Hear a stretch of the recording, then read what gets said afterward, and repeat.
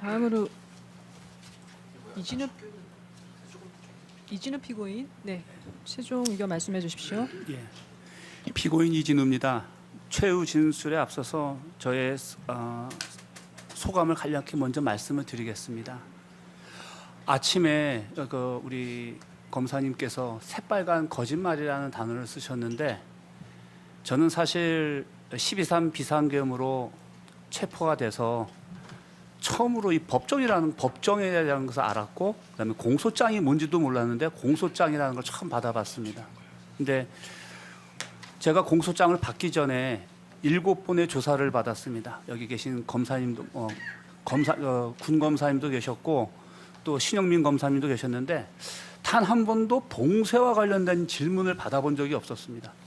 그다음에 비상계엄 해제 의결권을 저지한다는 표현이 12월 31일 날 마지막 진술 때 한번 물어보셔서 그때 제가 처음 들었는데, 제가 공소장을 보니까 온 천지가 국회 본관 봉쇄 및 의원회관 봉쇄, 이게 너무 많이 써 있더라고요. 그래서 제가 들어보지도 못한 이 국회 본청구 및 의원회관 봉쇄가 왜 내 혐의인가 하면서 제가 그 공소장을 다 읽어보니까 국회 본청 및 의원회관과 관련돼서 임무를 부여한 그 내용들이 32차례가 있더라고요. 그중에 24번은 이제 수방사랑 관계없고 8번이 수방사랑 관계되어 있는데, 보니까 봉쇄를 지시하였다라는 구체적으로 증언된 말, 그러니까 사실인지 아닌지 모르지만 김용현 장관이 한 번 2차 투입을 하면서 봉쇄하라는 얘기한 게 있었고, 곽종근 특전사령관이 이상현 장군한테 2번 봉쇄하라는 말이 있었고, 김현태가 부하들에게 봉쇄하라는 말이 한 번 있었고, 수방사의 제 부하 김석신이 국회 정문 봉쇄하라는 말, 그래서 총 5번이 있고 나머지는 다 국회 뭐 배치해라, 침투하라, 차단하라, 다 다른 얘기입니다. 근데 또 수방사 관련된 8번의 국회 본청과 의원회관을 봉쇄하라는 것은 5번이 김용현 장관이 저한테 지시했다라고 이렇게 된 문장이고, 2번은 결론에 이진우가 직권남용 이런 거였을 때 이런 혐의로 해서 국회 본청 및 의원회관 봉쇄해서 2번 해서 7번 해가지고, 저는 8번 중에 7번은 그냥 검찰 측 주장과 아니면 김용현 장관이 한 말로 돼 있고, 딱 한 번만 김석진이 이진우한테 국회 정문 봉쇄하라, 그게 되게 신기했습니다. 그래서 그때는 사실 제가 12월 2월 메모 자체에 대해서는 그렇게 바뀌어 있을 거라고 생각 안 하고 있는데 썼겠지 했는데, 그걸 제가 많이 느꼈습니다. 그게 제가 느낀 공소장에 대한 느낌이었습니다. 그리고 나중에 우리 변호인께서 저한테 메모가 많이 틀렸다라는 얘기를 2월 달에 얘기해 주셔서, 저도 그때까지는 제 원본을 못 봤기 때문에 몰랐었는데 나중에 알게 됐죠. 최후 진술하겠습니다. 먼저 2024년 12월 3일 비상계엄 이후 지금까지 저의 길을 안전하게 인도하여 주신 하나님께 감사와 영광을 올려드립니다. 저는 1988년 3월에 입대하여 2025년 12월까지 37년을 군에서 복무했습니다. 2024년 12월 3일 비상계엄 이후에 저의 삶은 많이 변했습니다. 당시 수방사령관이라는 지휘관으로서 저의 판단과 결심, 그리고 지휘 과정에 있었던 책임을 져야 할 부분이 있음은 너무도 당연하고 저도 그걸 수명합니다. 그러나 한편으로는 수도방위사령부 소속 전 장병의 명예와 군인으로서 제 개인의 양심, 그리고 무엇보다도 하나님을 경외하는 자로서 저를 비롯한 수방사 장병들의 당시 행동들이 올바르게 또 사실로 평가되어져야 된다고 생각했기에 오늘 이 자리까지 왔습니다. 지금 이곳 제 곁엔 비상계엄 이후 긴급 체포되는 상황에서 저에게 나의 남편답게, 군인답게, 그리고 무엇보다도 수방사령부 지휘관답게 담대하라고 조언해준 사랑하는 제 아내 지켜보고 있습니다. 또 오늘까지 모든 재판에 참석해서 기도를 함께 도와준 우리 두 여동생도 이 자리에 함께하고 있습니다. 물론 비상계엄 해제 이후에 당시 상황을 기억하지 제가 기억을 하지 못하자 저에게 제가 말했던 것 또 들렸던 그 모든 것을 자세히 설명해 준 뒤에 사령관님은 우리 수방사 장병들의 지휘관입니다. 사실 그대로 증언하시고 책임지시기 바랍니다. 라고 용기 있게 그리고 당차게 저에게 조언한 자랑스러운 오상배 부관의 그 마음도 이 자리에 함께 있음을 압니다. 저는 그만큼 귀하고 또 함께 해주는 참된 인격자들 옆에서 있었습니다. 존경하는 재판장님, 그리고 여기에 계신 모든 분들께 말씀드리고자 합니다. 저를 비롯한 모든 군인은 직무 수행에 따른 위험과 책임을 회피하지 않고 성실하게 그 직무를 수행해야 하고, 상관은 직무에 관해 부하를 지휘 감독하면서 명령하다는 신속 정확하게 이루어야 한다라는 군인 지휘에 관한 군인 지휘 및 복무에 관한 기본법을 항상 새기고 실천하면서 살아왔습니다. 특히 저를 포함한 장교 그룹은 어떠한 상황이나 사건에 대하여 올바르게 규정해야 그 상황과 사건을 장악할 수 있다는 그러한 확신과 교육 그리고 신념을 갖고 험난하게 군 복무를 해온 군인들입니다. 더욱이 저는 리더가 책임을 진다는 의미는 그 조직의 미래를 창조하는 것이다, 그 의미다라고 누군가 말씀을 하신 것을 제 군 생활의 신조로 여기며 살았습니다. 그렇지만 결국 지금 이 순간 저를 포함한 여러 수방사 부하 지휘관들은 내란 중요 임무 종사자 혐의로 입건되어 있습니다. 그리고 재판받고 있습니다. 이것이 제일 마음 아프고 저의 부족한 판단의 책임을 통감하는 부분입니다. 저는 그 어떤 비상계의 모의에 가담치 않았습니다. 2024년 12월 3일 비상계엄 선포 전까지 수차례의 대통령과 국방부 장관 간의 격려 식사 모임에 있었고 그 모임에 참여했습니다. 전 음주를 하지 않았기에 대통령과 직접 마주 앉아 술 마시자는 그 바로 옆자리에 있지 않았지만, 그래서 대화 내용은 전부 들을 수는 없었습니다. 하지만 당시의 분위기, 상황은 잘 기억하고 있습니다. 절대 비상계엄에 관해 어떠한 모의가 있지 않았으며 그 이후에도 저는 어떠한 모의와 관련돼서 곽종근 특전사령관님이나 여인영 방청사령관님과 개인적으로 전화도 해본 적 없고 거기 준한 대화도 한 적이 없습니다. 김용현 국방부 장관의 통화가 있었지만 일방적인 북한의 도발 위협에 대한 대비태세 질문을 주로 받았고 그때마다 수방사의 주요 활동들을 말씀드리고 또 국방정책 관련 질문에 대해 의견을 달라고 했을 때 개인적 경험에 기초한 의견을 드리는 정도였습니다. 그리고 저의 기억에는 2024년 11월 중순부터 11월 말까지는 주로 장군 진급과 관련된 인사 관련 의견을 나눈 것이 상당히 많았습니다. 수도방위 사령부의 제1경비단은 과거에 2020년까지 청와대가 있던 그 바로 뒤에 북악산과 인왕산을 연하는 청와대 외곽 경계 근무를 하는 부대였습니다. 그런데 대통령실과 관저가 용산으로 이전되면서 제1경비단 대대들의 경계 역할이 바뀌어졌고, 당시 관심사였던 동시다발 복합 테러 대응 능력을 요구받았던 때라 부대를 해체하기보다는 간부 위주로 부대를 새로 창설해서 이 특임대대가 창설됐던 당시였습니다. 근데 이 특임대대가 임무가 없고 유유병력이라서 이것을 어떻게 활용할 것인가를 국방부로부터 계속 요구받았고, 그래서 합참 차원에서 수호신 TF를 편성하게 되었습니다. 저는 12월 3일 비상계엄 선포를 사전에 인지하거나 전파받지 못했습니다. 김용현 장관으로부터 부대에 복귀해서 대기하라는 지시를 받은 후에 국회 출동 지시를 받기 전까지 저는 11월 30일부터 12월 2일까지 계속 들어왔던 도발에 대비한 준비 태세를 갖추라는 얘기에서 저한테 전화를 했다면 저에 맞는 상황일 것이라고 생각했고, 적 무인기 혹은 쓰레기 오물풍선 도발에 연이어서 복합 테러 가능성을 생각하고 있었습니다.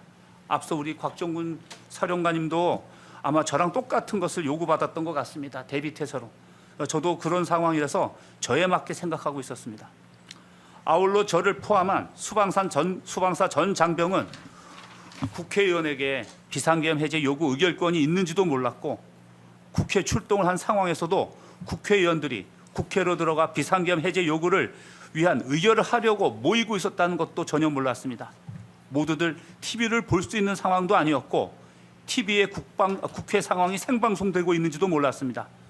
저 개인적으로 중명 때 과거 국방위기관료 장교로 근무하면서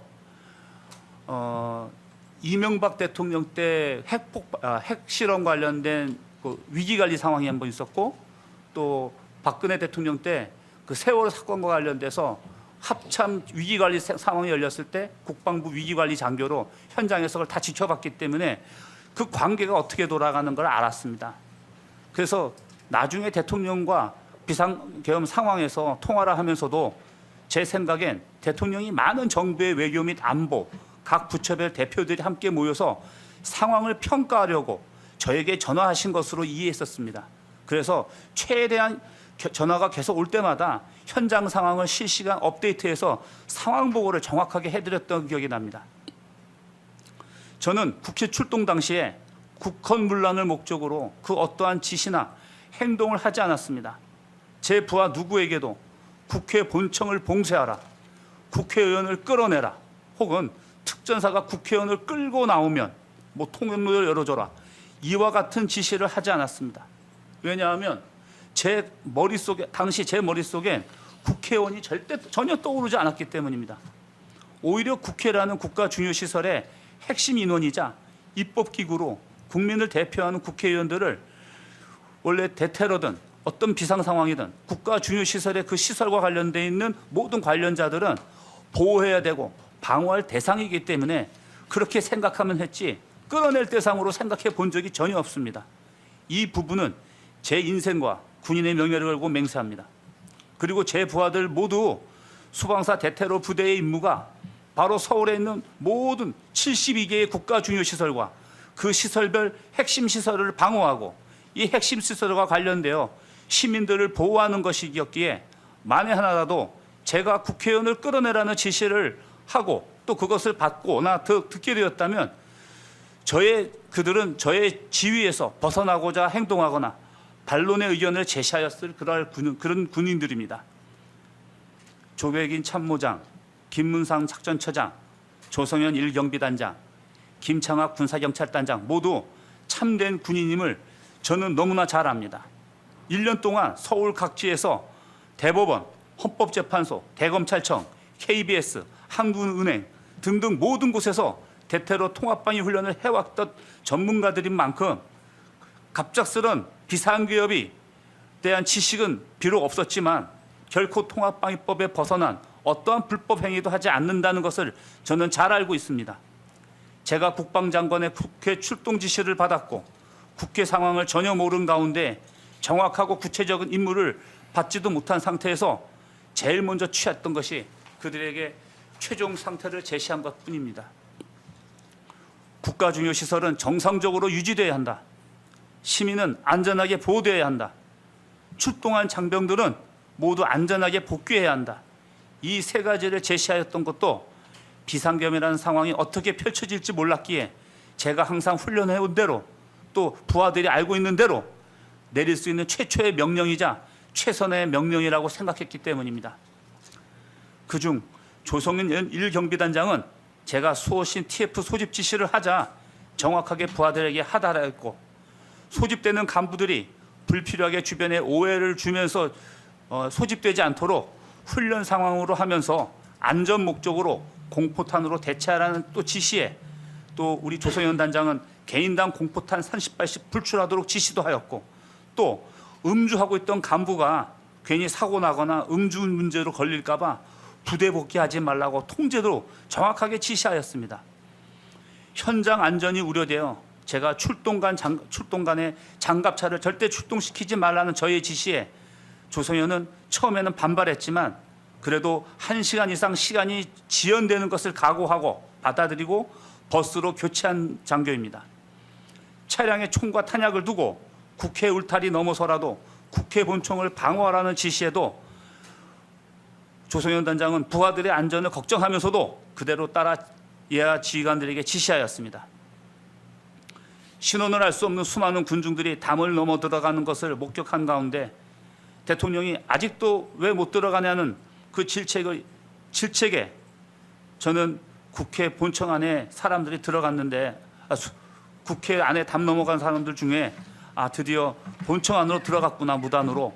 그래서 약간 소요 상황으로 이해하기 시작하였고, 제가 그래서 00시 42분에 조성현 단장에게 야, 국회 본청 안으로 들어간 인원들 끌어내라 라고 지시를 하였을 때도 조성현은 그 부하들에게 정확하게 국회 안에 들어간 모든 인원을 끌어내야 한다고 지시하였습니다. 제가 특전사령관님과 통화하여 수방사가 들어가서 그 당시 때 00시 52분에 조성현 단장이 저에게 지금 병력이 아직 도착 안 했습니다. 병력이 없는데 이 임무가 불가능하니 사령관님, 제가 보고받기로 지금 특전사가 본청 안에 들어가 있다고 합니다. 사령관이 좀 전화 좀 하셔서 저희 임무 좀 조정해 주십시오 라고 저에게 00시 52분에 전화를 해서 저는 54분에 특전사령관에게 전화했습니다. 그리고 그 상황을 얘기하니까 원래 하던 대로 하자, 너희가 밖에서 지원하라는 말을 듣고 제가 다시 조성현에게 야, 지금 그 국회 그 안에 지금 원래 특전사령과 통화한 결과가 수방사가 들어가서 해도 되지 않아도 되니 원래 훈련한 대로 밖에서 지원하라고 지시했을 때에도 조성현은 부하들에게 국회 본청 안에서 특전사와 함께 나오는 국회의원들이 안전하게 사람들 사이에서 통과할 수 있도록 하라고 지시한 장교입니다. 모두 대테러 상황에서 대테러 초동조치 부대원들이 해왔던 임무 그거였습니다. 조성현의 비상계엄 당일의 조치는 훈장을 타는 것이 지극히 정상인 그러한 조치였습니다. 조성현이 지시한 그 모든 것은 다 제가 지시한 것을 그대로 따라한 것입니다. 그런데 지금 제가 제대로 임무도 주지 못한 김창학 군사경찰단장은 내란 중요 임무 종사 혐의로 기소가 되었고, 제 지시를 정확히 따른 조성현 1경비단 역시 내란 중요 임무 종사 혐의로 지금 입건이 된 상황입니다. 그들의 지휘관으로서 저는 정말 안타깝고 죄송할 뿐입니다. 존경하는 재판장님, 저와 수방사 대테러 특임 부대원들은 군인의 기본 임무와 역할에 충실하게 그리고 국가와 국민에 대한 헌신하는 모습으로 12.3 비상계엄 당시 당황하고 또 무슨 생각을 했는지는 각자는 모르겠지만 국회로 출동하라는 국방장관의 지시를 제가 지시하였고 그것을 따랐습니다. 국회를 방어하고 특히 국회의 핵심 시설인 국회 본청을 지키고자 한 그 진심만 좀 봐주시길 바랍니다. 저는 군인의 명예를 걸고 부하들에게 국회의원을 끌어내라, 국회를 봉쇄하라 이런 지시를 내린 적이 없다고 결단코 말씀드립니다. 저는 부하들에게 제 허물을 전가시키는 그런 군인은 절대 아닙니다. 제 부하들이 모두 지켜보고 있는데 어찌 사병도 하지 않을 그런 파렴치한 행동을 할 수 있습니까? 제가 살아온 신조와 신념 그리고 종교에 반하는 행동을 할 수 없다는 점을 다시 한번 말씀드립니다. 저와 제 부하들은 절대로 국회 봉쇄나 국회의원들의 비상계엄 해제 요구 의결을 저지하기 위해 국회로 출동하지 않았고 그것을 위해 국회담을 넘지 않았습니다. 오로지 그동안 훈련해온 대로 국가 중요 시설인 국회를 방어하기 위해 사령관 저의 지시로 국회 본청 안에 들어간 군중들을 혹시라도 국회 본청 안에 들어갔으면 끌어내려고 한 것뿐이며 또 임무가 조정되어 본청 안에서 나오는 국회의원들을 보호하고자 한 것일 뿐입니다. 부디 저와 수방사 부하들이 군인으로서 명예를 지킬 수 있도록 객관적으로 봐주시기 바랍니다. 이토록 긴 시간 동안 저의 변을 들어주신 재판장님과 여기 계신 모든 분들께 감사드립니다.